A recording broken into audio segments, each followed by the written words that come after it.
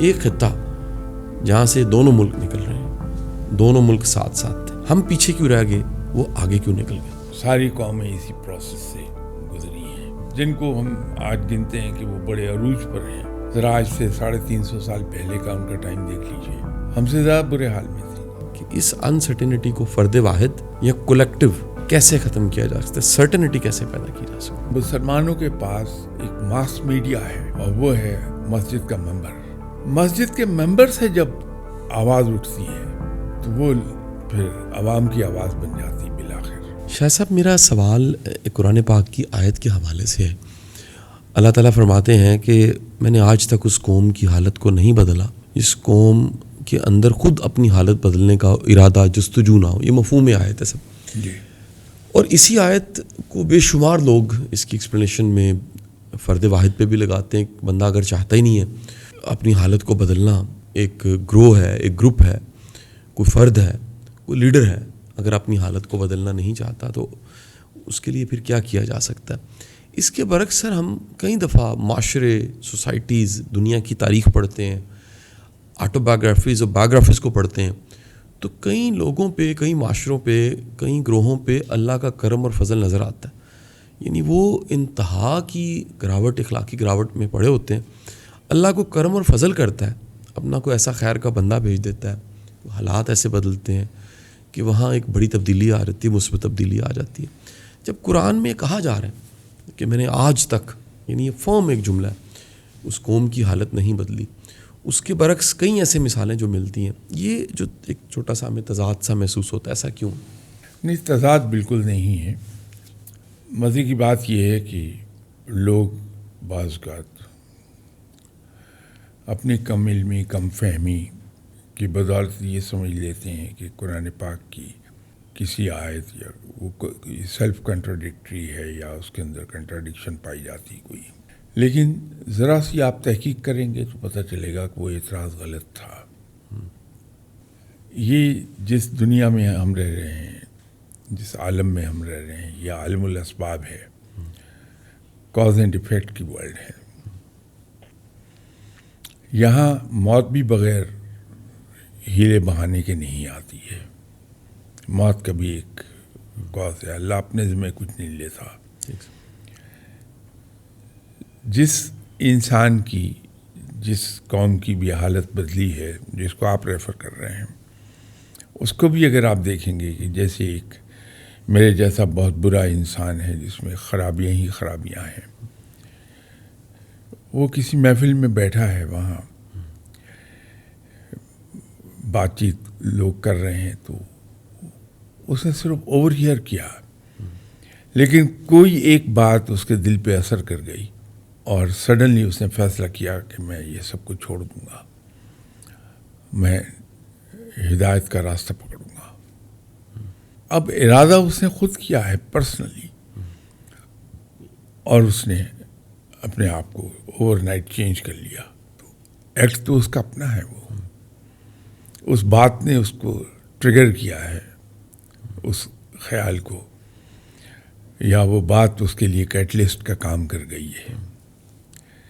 اسی طرح قوم میں سڈنلی ایک لیڈر قائد اعظم محمد علی جناح رحمۃ اللہ علیہ صاحب پیدا ہو گئے۔ قوم وہیں کی وہیں بیٹھی تھی، لیکن اس ایک شخص نے، اللہ انہیں جزا عطا فرمائے، انہوں نے پوری قوم کا کام کر کے قوم کے حوالے کر دیا، حالت بدل گئی۔ تو ہماری ہی قوم کا حصہ تھے وہ، ہم ہی میں سے مسلمان تھے وہ، تو انہوں نے دن رات ایک کیا، جماعت فارم ہوئی، اس کو ایک آبجیکٹو ملا، اس کے اوپر سالہ سال تک کام ہوا۔ ڈاکٹر علامہ اقبال صاحب رحمۃ اللہ علیہ، ان کا جو امیجنیشن تھا بہت وسیع تھا، کمال کے کانسیپٹس انہوں نے اپنی شاعری میں قوم کو دیے۔ یہ بھی ایک کانسیپٹ دیا کہ علیحدہ ملک ہونا چاہیے۔ قائد اعظم رحمۃ اللہ علیہ صاحب نے اس پہ کام شروع کیا اور نتیجہ آ گیا۔ تو یہ خود ہمارے ہی فیل ہیں جس کے نتیجے میں حالت بدلی گئی ہے۔ اب پھر جس حال کو ہم آ گئے ہیں ایز اے نیشن، پھر ایک آدمی آ جائے گا کوئی اللہ پیدا کر دے گا, وہ ہمیں لیڈ کرے گا اور ہمارا راستہ بدل دے گا. ایک مسئلہ یہ ہے جب ہم لیڈر کی تعریف بیان کرتے ہیں, درویش لوگ تو اس کو ایک جملے میں ڈیفائن کر دیتے ہیں کہ لیڈر ہوتا کیا ہے. درویش کی ڈیفینیشن یہ ہے لیڈر کے بارے میں کہ لیڈر وہ ہے جو کریڈٹ لینے میں سب سے پیچھے اور ڈسکریڈٹ ایکسیپٹ کرنے میں سب سے آگے ہوتا ہے. یہ درویش کی ڈیفینیشن ہے.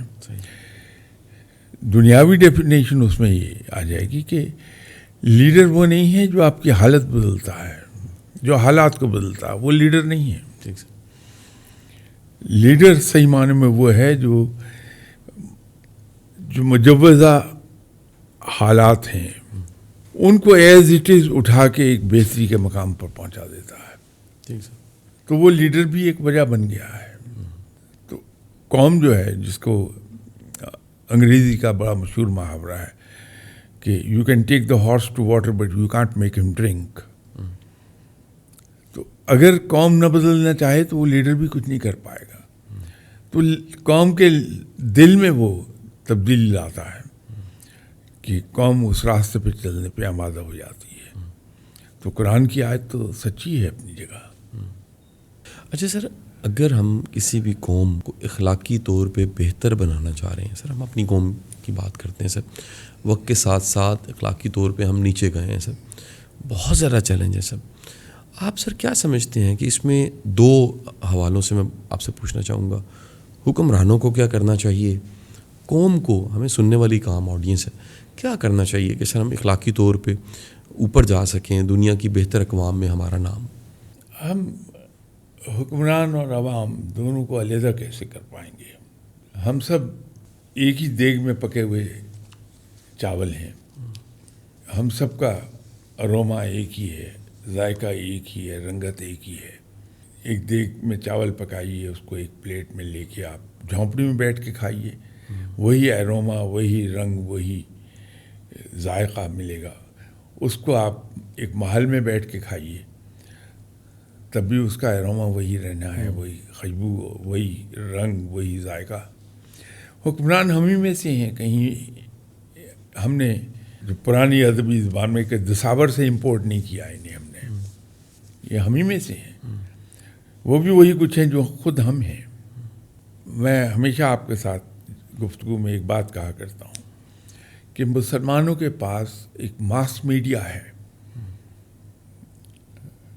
اور وہ ہے مسجد کا ممبر. بہت افیکٹو ہے. مسجد کے ممبر سے جب آواز اٹھتی ہے تو وہ پھر عوام کی آواز بن جاتی بالآخر. ہمیں اس ممبر سے دین کے پریکٹیکل ایسپیکٹ, اس کی پریکٹیکلٹی کی طرف آواز اٹھانی ہوگی, اور وہ بھی چھوٹی چھوٹی باتوں سے. کسی محفل میں کسی صاحب نے کوئی بات کی تو میں اس کے جواب میں انہیں ایک عرض کر رہا تھا, قوانین بہت سوچ سمجھ کے تھورو ڈیلیبریشنز کے بعد بنائے جاتے ہیں, وہ ومس پر نہیں بنائے جاتے, نہ ایک اس طرح بنائے جاتے ہیں کہ ایک ذہن میں خیال آیا اور ہم نے اس خیال کو قانون کا درجہ دے دیا, جو کہ ہمارے یہاں رائج ہے. قانون بہت تھورو ڈیلیبریشنز, چار پہلوؤں سے نہیں سوچا جاتا, چاروں پہلو نہیں دیکھے جاتے, بلکہ 5 پہلو دیکھے جاتے ہیں قانون بناتے ہوئے. ایک زمانے میں ہمارے یہاں پاکستان میں ایک قانون تھا, ریڑھا ہو, تانگا ہو, اونٹ گاڑی ہو, بائسیکل ہو, بغیر لائٹ کے سن سیٹ ٹائم کے بعد وہ نہیں سڑک پر آ سکتا. یہ قانون تھا. بائسیکل پر 2 آدمی نہیں بیٹھ سکتے. یہ سختی اتنی زیادہ سب سے کمزور سواری ہی پر کیوں تھی؟ ایک بہت بڑی حکمت تھی اس کے پیچھے کہ یہ جو آج بچہ سائیکل چلا رہا ہے, اسٹوڈنٹ ہے, اس نے کل کو بڑے ہونا ہے, بڑے ہو کے پریکٹیکل لائف میں آئے گا تو وہاں یہ آج یہ ان پابندیوں کا عادی ہے, کہ بغیر لائٹ کے میں بائسیکل نہیں چلا سکتا, بغیر میں 2 سواریوں پہ نہیں بیٹھ سکتے ہیں, مجھے ٹریفک لائٹ کی پابندی کرنی ہے. یہ پریکٹیکل لائف میں بھی قانون کی پابندی کرے گا, اور سب سے بڑھ کے یہ کہ جب یہ موٹر سائیکل پہ جائے گا تو یہ عادی ہوگا ان قوانین کا, یہ موٹر سائیکل پر قانون کی پابندی کرے گا. کل کو کار پر چلا جائے گا تو کار میں بھی قانون کی پابندی کرے گا. نتیجہ یہ ہوگا کہ قانون کی عملداری رہے گی. ہم نے اپنی نادانی میں یہ کہہ کے کہ بچہ ہے اس کو کیا کہنا, جاؤ, کرتے کرتے ہوا کیا ہے کہ ریلیکسیشن بائسیکل کو پہلے ملی, ریڑے کو ملی, تانگے کو ملی, اور اونٹ گاڑی کو ملی. پھر اب یہی ریلیکسیشن موٹر سائیکل پر شفٹ ہو گئی کہ موٹر سائیکل آپ کو رات کو ون وے کی خلاف ورزی کرتے ہوئے دن میں نظر آتے ہیں, رات میں بغیر لائٹ کے چلتے نظر آتے ہیں, نمبر پلیٹ کسی کی ہے یا نہیں ہے, ٹیل لائٹ ٹوٹی ہوئی ہے, انڈیکیٹر ہیں نہیں, ان کو ہم نے ریلیکسیشن دے دی. اب یہ ریلیکسیشن بڑھتے بڑھتے کاروں تک آن پہنچی ہے. بغیر لائٹ کی کاریں چل رہی ہوتی ہیں, لائسنس پلیٹ اوریجنل کبھی نہیں لگی نظر آئے گی, بہت کم گاڑیاں ہیں. یہ قانون کی پابندی آہستہ آہستہ ختم ہوتی جائے گی. ہمارے یہاں جو آپ نے سوال پوچھا تھا, ہمیں ایسا بندوبست کرنا ہوگا کہ 2 طرح کی پالیسیز ہوں. ایک تو لانگ ٹرم پالیسی ہے جس کے رزلٹ آپ کو ایک جنریشن گزرنے کے بعد آئیں گے, 25 سال کے بعد. آج بچہ جو پری اسکول نرسری میں جا رہا ہے اس پر کام شروع کرتے ہیں آپ, جب وہ پریکٹیکل لائف میں آئے گا تو اس کے اثرات محسوس ہو گئے. جی سر. لیکن ایک امیجیٹ ہے, وہ امیجیٹ جب تک آپ امپلیمنٹیشن نہیں کریں گے مورل ویلیوز کی, اسٹرکٹ امپلیمنٹیشن, اس وقت تک بہتری کے آثار پیدا نہیں ہوں گے. یہ 2 جو حکمرانوں کے ذمے یہ ہے, آپ نے جو سوال پوچھا, جی سر, یہ امپلیمنٹیشن پبلک کر سکتی ہے اپنی سطح پر, لیکن اپنی سطح پر ہے, قومی سطح پر حکمران ہی کریں گے. تو اگر حکمران کچھ بھی نہ کریں, آج ایک چیز انشور کر لیں کہ ہم نے قوم سے قانون کی پابندی کرانی ہے, چیزیں بہت بدل جائیں گی. بالکل صحیح. جو آپ بھی مینجمنٹ کے آدمی بھی نہیں مجھے کہنا چاہیے, آپ مینجمنٹ کے آدمی ہیں, بھی تو صورت میں ہو کہ میں اگر مینجمنٹ کا آدمی ہوں تو آپ مینجمنٹ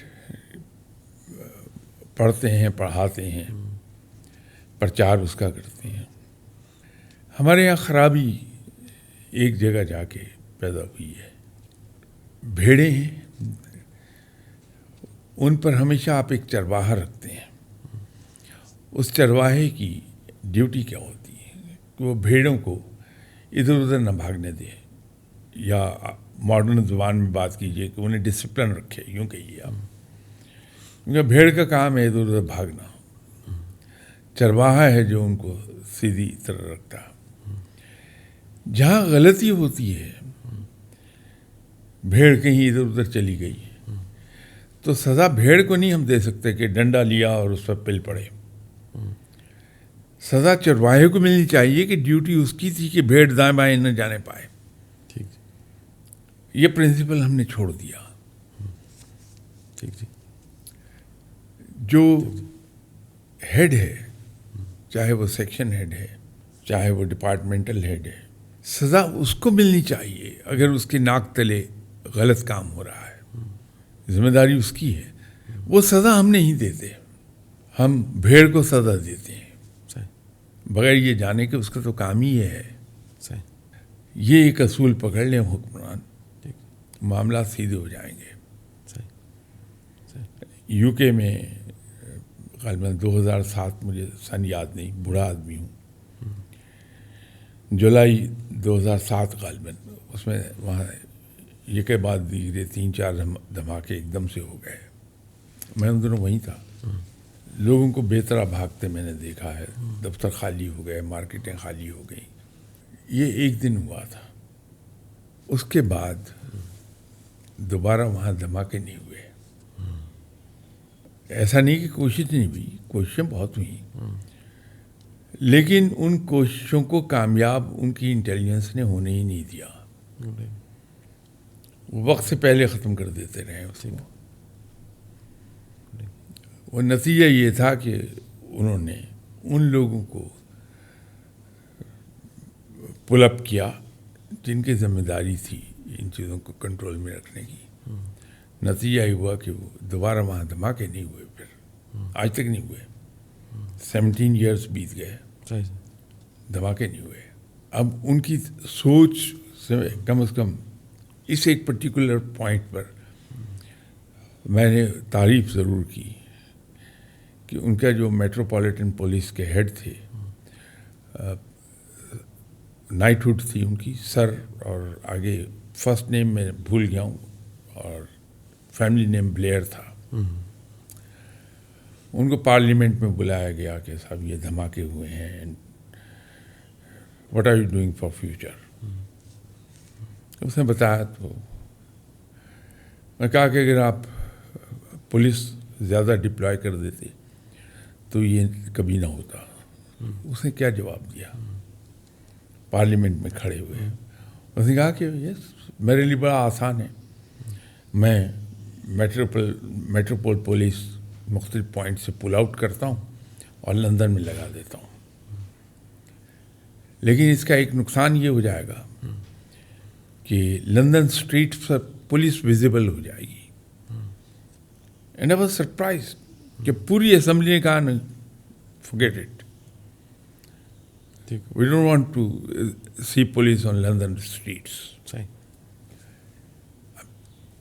یہ ہمیں ادھر کو جانا ہوگا جو آپ نے سوال پوچھا, اور یہ حکمران کریں گے, عوام نہیں کر پائیں گے. سر, کسی بھی آفیسر کی ٹریننگ ہوتی ہے بڑی ہائی ویلیوز کے ساتھ, ایک ویژن کے ساتھ. وہ اپنی ٹریننگ اکیڈمی سے نکل کے پوری زندگی کی سر اس کی پڑھائی مکمل, پھر کوئی امتحان پاس کیا, اس کے بعد ٹریننگ ہوئی, فیلڈ میں چلے گئے. لیکن سر یہ ماحول معاشرہ تو وہی ہے, وہ امید کو چھین لیتا ہے, موٹیویشن کو ختم کر لیتا ہے. کوئی ایسا ایک ٹاکسک باس مل جاتا ہے, کوئی ایسے حالات مل جاتے ہیں, انوائرمنٹ ایسا مل جاتا ہے. یہ سارے چیلنج کو اس سوسائٹی میں, کیونکہ یہ چیلنج ہے, سامنے رکھتے ہوئے ایک پیشنیٹ انسان کیا کرے؟ قاسم علی شاہ صاحب, یہ کوئی نیا کام ہمارے ساتھ نہیں ہو رہا. ساری قومیں اسی پروسیس سے گزری ہیں. I don't see any point ہم ڈس اپوائنٹ ہو جائیں.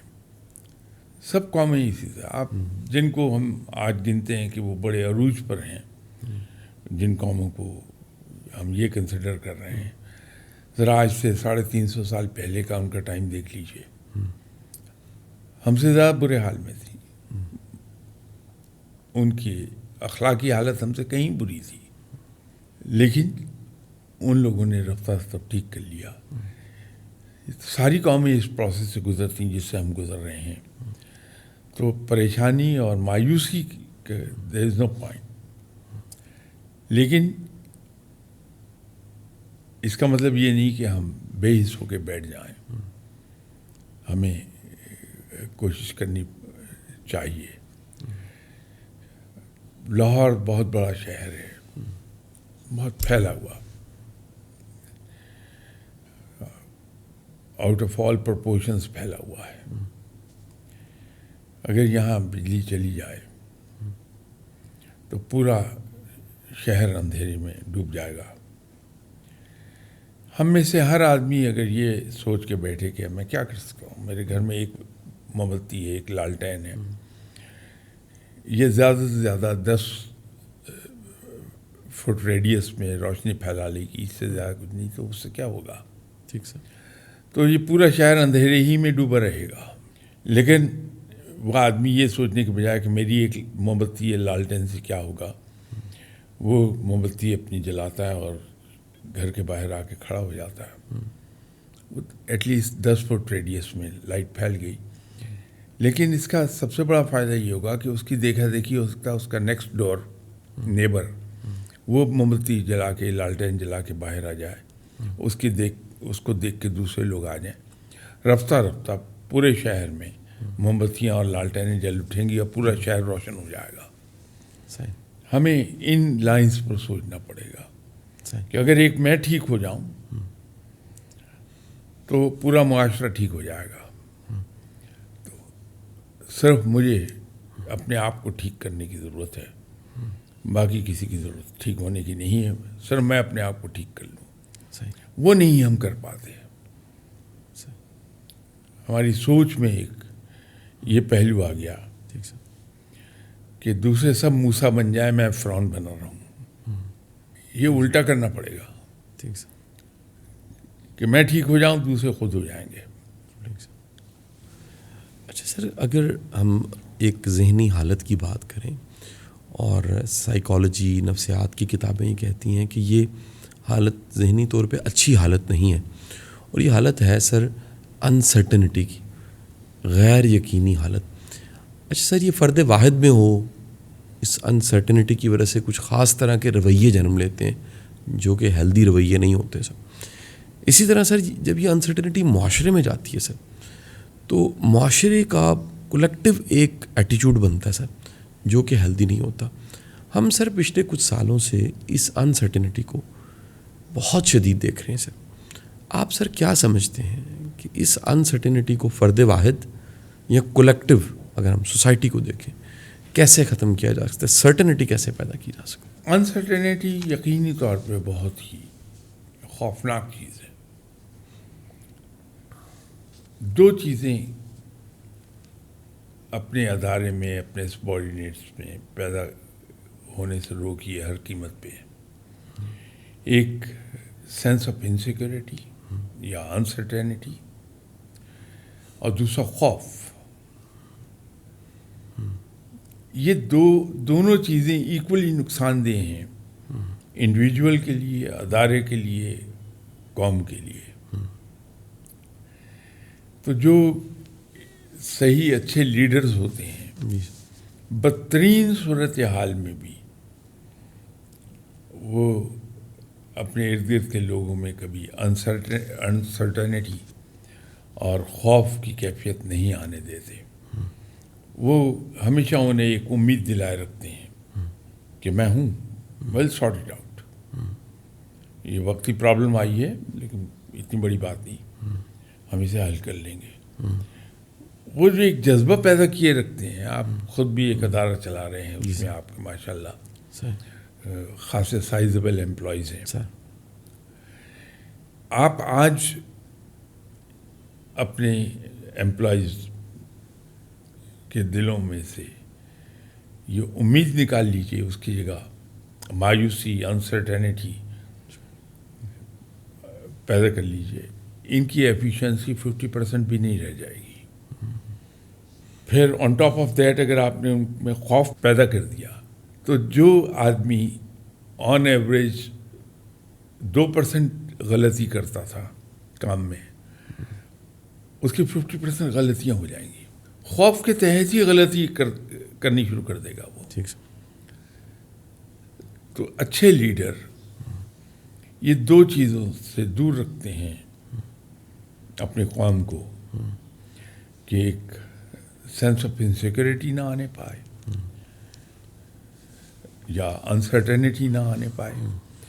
انسرٹنٹی کو اوائڈ کرنے کا ایک ہی طریقہ ہے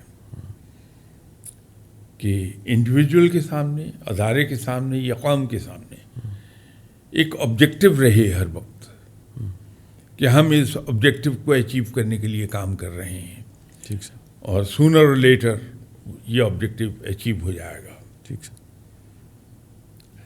تو جب تک ہم آبجیکٹو نہیں رکھتے ہیں, امپلائیز کو اگر یہ پتہ ہے کہ ادارے نے by the end of this year اتنا پروفٹ کمانا ہے, اس کے لیے ہم سب کام کر رہے ہیں مل کے, ٹیم ورک ہے, وہ کبھی کام نہیں کر پائیں گے. لیکن اگر آپ نے ان کو یہ آبجیکٹو دے دیا, ہر آدمی اس کو اچیو کرنے کے لیے बेहतरीन काम करेगा, will be putting in his best. एक ऑब्जेक्टिव सामने रहना चाहिए। हमारे साथ जुल्म ये हुआ है, एज ए नेशन हमारा ऑब्जेक्टिव खत्म हो गया, बड़ा वेवरी एटीट्यूड आ गया हमारा। और इसके साथ अगर खौफ शामिल हो जाए तो फिर लोग उस मकाम से दूर भागना शुरू हो जाते हैं। आप अदारे में एम्प्लॉइज़ में खौफ पैदा कर दीजिए, हर आदमी दूसरी जॉब ढूंढने के किस्से में पड़ जाएगा कि मैं ऐसी जगह चला जाऊँ जहाँ खौफ ना हो। तो ये दो चीज़ें अच्छा लीडर हमेशा दूर रखता है कौम से। सही। शाह साहब, एक वक्त में दो मुल्क दुनिया के नक्शे के सामने आए और वो हमसाया मुल्क हमारे साथ है। वक्त के साथ साथ वो मुल्क तरक्की करता गया इकॉनमी के अतबार से, साथ ही साथ उनका ह्यूमन रिसोर्स, आईटी सेक्टर में उनके कई इदारे ऐसे हैं जो मल्टीनेशनल बन गए। दुनिया में कई ऐसे ममालिक हैं, उनमें इस्लामी ममालिक शामिल हैं, जहाँ उनकी इन्वेस्टमेंट्स भी हैं। उन ममालिक में उनकी ह्यूमन रिसोर्स को भी प्रेफर किया जाता है। मैं गल्फ़ गाहे बगाहे जाता हूँ, इंडियन ह्यूमन रिसोर्स ज़्यादा नज़र आता है, उन पे यकीन ज़्यादा किया जाता है, वो डिलीवर भी ज़्यादा करते हैं। एक शख्स ग्रो करता है, दूसरा उसका हाथ पकड़ता है और वो आगे बढ़ जाते हैं। पाकिस्तानियों को प्रेफर नहीं किया जाता। एक खित्ता जहाँ से दोनों मुल्क निकल रहे हैं, दोनों मुल्क साथ साथ थे, हम पीछे क्यों रह गए, वो आगे क्यों निकल गए? शाह साहब, ये ऐसा सब्जेक्ट नहीं है जिस पर आप आधा पौन घंटे में डिस्कस करके इसे कंक्लूड कर पाएँ, लेकिन उसके मोटे मोटे रीजंस चंद एक हैं। सबसे, बल्कि बात शुरू करने से पहले ये उनका हक है कि उनकी मेहनत और उनकी उस तरक्की है उसको हम खुले दिल से एक्नॉलेज कर लें, अप्रिशिएट कर लें। उन्होंने वाकई तरक्की की है। तरक्की से ज़्यादा जो काम उन्होंने किया वो ये था कि प्रोपेगेंडा के ज़ोर पे अपना इमेज ऐसा बिल्डअप कर लिया जो खासा ब्लोटेड इमेज है, अपनी असल से कहीं ज़्यादा बड़ा। लेकिन अप्रिशिएट करना चाहिए उनकी एफर्ट को, मैं अप्रिशिएट करता हूँ। उनमें और हम में जो फ़र्क दिखाई देता है उसे कई एक फैक्टर्स हैं। पहला फैक्टर तो ये है कि जिस खित्ते ज़मीन पर वो मुल्क कायम है, इंडिया की राजधानी आगरा, दिल्ली, इस तरह के शहरी रहे हैं, उसी खित्ते में हैं। तो जहाँ कैपिटल होता है उसके इर्द गिर्द डेवलपमेंट, ह्यूमन रिसोर्स उतना ही ज़्यादा डेवलप होता है। तो वो इलाका, फिर अंग्रेज़ आ गए, उन्होंने भी जहाँ इंडस्ट्रीज़ कायम की, जिनको डेवलप किया, यूनिवर्सिटीज़, स्कूल्स, कॉलेजेस, एजुकेशन का सेंटर भी वही इलाका बना। तो वो इलाका हमारी निस्बत पहले से ही 100 गुना ज़्यादा डेवलप्ड एरिया था। हम तो हमेशा से एग्रीकल्चर या मार्शल एरियाज़ में थे जिस पर अब पाकिस्तान कायम है। तो यहाँ वैसी कोई तरक्की हुई नहीं थी। तो एक तो ये बिल्कुल इसकी मिसाल ये है कि इंडिया ने 15वीं स्टोरी से चढ़ना ऊपर शुरू किया, हम 3rd बेसमेंट से स्टार्ट किया हमने और ऊपर को आना शुरू किया, तो वो फ़र्क रहेगा। ये एक बुनियादी हमें तस्लीम कर लेनी बात चाहिए। दूसरा, अनफॉर्चुनेटली हमारे यहाँ मुसलमानों में एजुकेशन आबादी के निस्बत से अगर देखेंगे तो वो बहुत कम थी। हमारी प्रोफेशनल स्किल्स भी एडमिनिस्ट्रेटिव साइंसेस में बहुत कम थी, थे लोग सीधा। तो अगर मुझे स्टैटिस्टिक्स से ही याद हैं तो शायद 16 ब्यूरोक्रेट्स हमारे हिस्से में आए थे पार्टीशन के वक्त। पूरा एक मुल्क चलाना था हमें। وہ جو پروفیشنل سکلز اویلیبل نہیں تھی وہ ایک بڑا سیٹ بیک ہمارا رہا ہے. ان کو یہ ایڈوانٹیجز رہے. ایک ایڈوانٹیج بہت بڑا تھا ان کا, وہ تھا ان کا سائیکولوجیکل. ان کو ایک احساس بڑی شدت سے تھا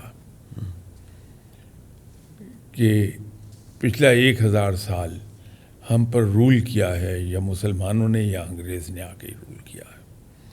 یہ ملک ہمارا تھا, اس پر انٹروڈرز آ گئے, حملہ آور آ گئے باہر سے, انہوں نے اس پہ قبضہ کر لیا, ہم پر حکومت کرتے رہے.